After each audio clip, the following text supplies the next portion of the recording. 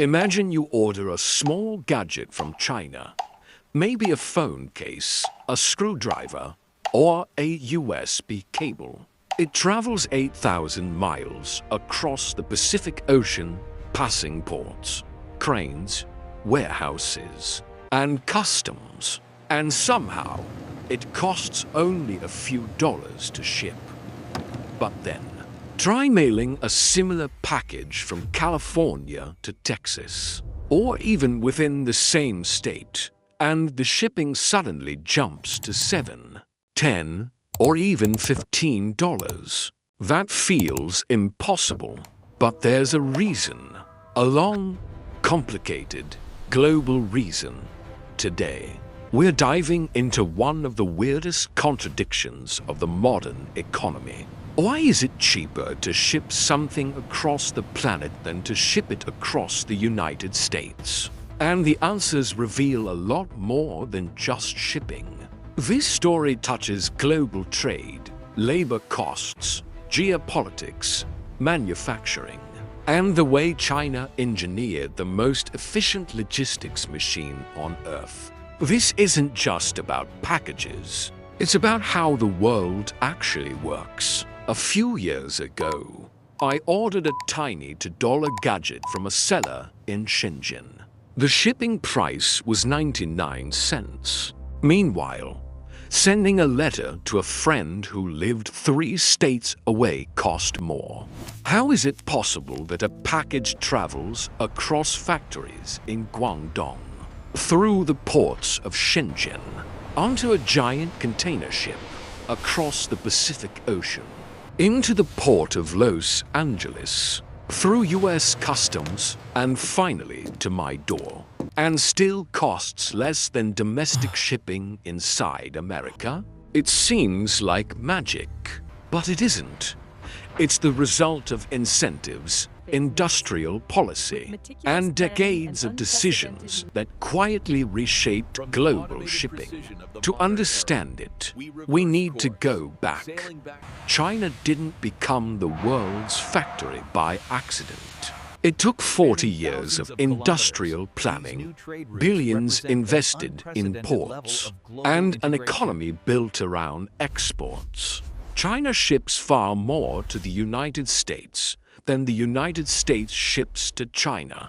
This creates a massive one-way river of goods. When ships leave China, they're full. When they return to China, many are half empty. And in shipping, empty space is the enemy. So Chinese exporters and freight companies squeeze prices down to keep every outbound container full.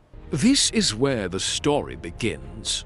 China doesn't just dominate manufacturing, it dominates ports. 7 of the 10 busiest ports in the world are in China: Shanghai, Ningbo, Shenzhen, Guangzhou, Qingdao. These ports move goods at a scale the US simply cannot match. Scale makes shipping cheaper, much cheaper. A factory in Shenzhen might be a 30-minute truck ride from one of the world's busiest ports. Meanwhile, goods in the US might travel hundreds of miles before reaching a port. This alone makes Chinese shipping cheaper, but that's just the first layer. There's a stranger layer, the Global Postal Treaty. For decades, international postal rules classified China as a developing country, giving it extremely low shipping rates into Western countries. This meant it was genuinely cheaper for a Chinese seller to mail a package to the US than for an American seller to mail the same package within the US. American taxpayers indirectly subsidized Chinese shipments without even realizing it. Even after reforms, the imbalance remains. Labor is another key factor. In the US, labor is expensive. Truck drivers, warehouse workers, postal carriers, all protected by labor laws, benefits. and high wages. In China, labor has historically been cheaper, and logistics workers earn far less. Factories cluster close to ports, reducing transportation time. A phone case in China might travel 15 kilometers by truck before reaching a port. In the US, domestic shipping often requires long-distance trucking, multiple distribution centers, and last-mile delivery. The most expensive part of shipping. Then there are the megaships. China embraced enormous container ships that carry 18, 20, even 24,000 containers at once. These ships dramatically reduce the cost per container. China built ports capable of handling these giants. The US did not. Ports in the US, like Los Angeles and Long Beach, have older infrastructure, stricter regulations, higher labor costs, and slower processing. The result: shipping into America is slower and more expensive. Even though the physical distance is shorter, let's look at a simple example. A small electronics seller in Shenzhen lists a USB cable for $2 with $1.50 shipping. That shipping fee includes extremely efficient warehousing, mega port throughput, low international postal rates, competitive shipping lines, full container economies, and export subsidies. Meanwhile, an American seller in Ohio selling the same cable faces $5 to $8 in domestic shipping, higher labor costs, and no export subsidies. The Chinese seller can ship across the entire planet for less than the American seller can ship across a single state. This is the heart of the imbalance. Most people think distance determines shipping cost. It doesn't. Efficiency does. Scale does. Labor cost does. Policy does. And China beats the United States in all 4 areas. If you break shipping into 3 layers: international bulk shipping, regional distribution, and last-mile delivery, the most expensive part is the last mile. China excels at international and regional shipping. The US struggles with the last mile, where inefficiencies multiply.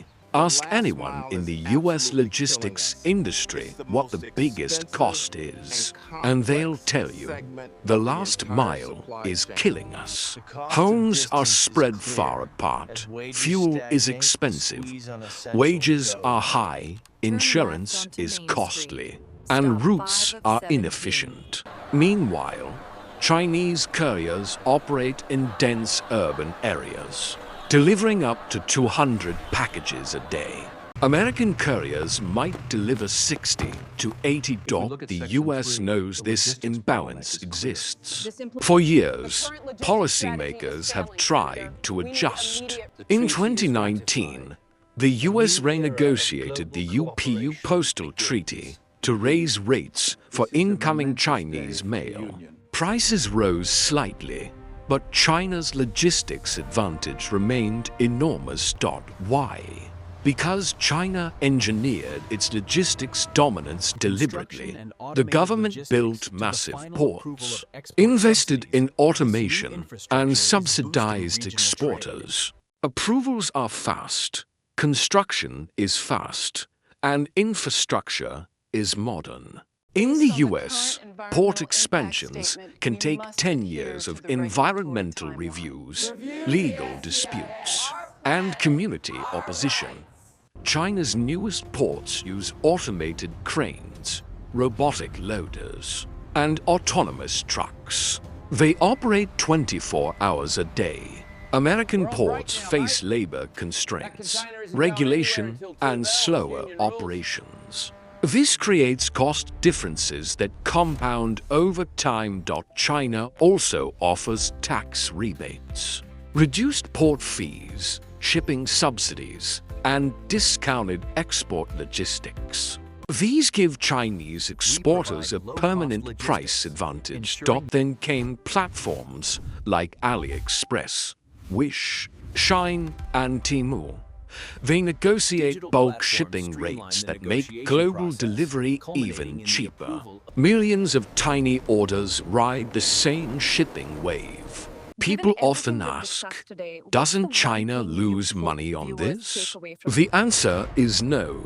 China sees cheap shipping as an investment. More exports mean more factory jobs, more GDP growth, more foreign currency inflow, and more global leverage. Cheap shipping strengthens China's entire economic model.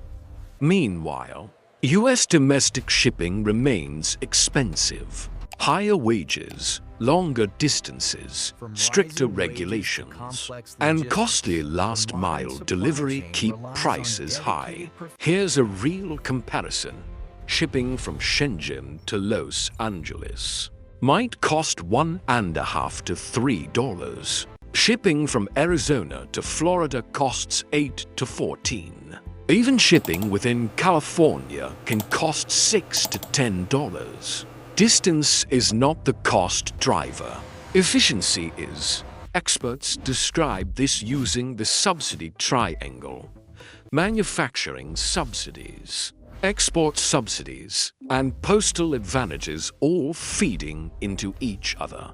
When these three support each other, prices collapse, and Chinese sellers can offer ultra-cheap goods that American sellers simply cannot match. The United States cannot rebuild its logistics system overnight. Matching China would require new megaports, more automation, simplified regulations, and dense manufacturing zones. Changes that take decades, not years. China has a 30-year head start. As labor costs rise in China, companies move to Southeast Asia, Vietnam, Thailand, Malaysia, Indonesia. These countries now ship huge volumes to the US. Vietnam especially has become a rising logistics power. Cheap shipping is spreading. Looking ahead, shipping will be shaped by automation, geopolitics, sustainability rules, and shifting consumer behavior. China leads in automation and infrastructure. The US leads in logistics technology and innovation. Southeast Asia rises with lower labor cost and proximity to China.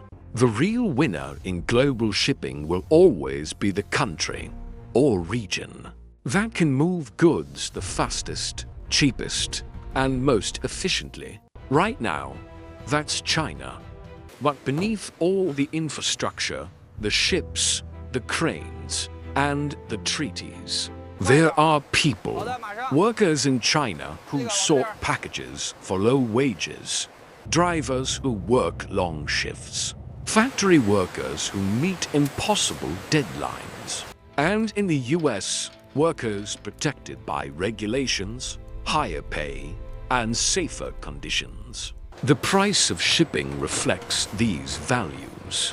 Cheap shipping from China has changed American consumer expectations. Now people expect low prices, fast delivery, and free shipping. But that convenience comes with consequences: pressure on small businesses, stress on postal services, and dependency on foreign supply chains. We've built a world where distance no longer matters. Shipping became invisible, like magic, even though behind the scenes is an enormous network of machines, policies, workers, and systems. So, is cheap shipping a miracle or a problem? The truth is, it's both. For consumers, it's a miracle. For local businesses, it's a challenge. For China, it's a strategic weapon. For the US, it's a structural disadvantage. For the world, it's proof that globalization reshaped everything. And here's the ultimate paradox. the cheaper it is to ship from China to the United States. The harder it becomes for the United States to rebuild its own manufacturing. Cheap imports strengthen China's supply chains and weaken America's incentive to build new ones. It becomes a self-reinforcing loop. The next time you order something tiny online, a cable, a toy, a sticker, remember the cranes, the megaships, the workers, the treaties, the warehouses, the miles of ocean, and the decades of policy that got it to your door for a price that feels too good to be true. Because it is too good to be true. It's the result of an entire world built around one idea. Make shipping so cheap. That distance doesn't matter anymore.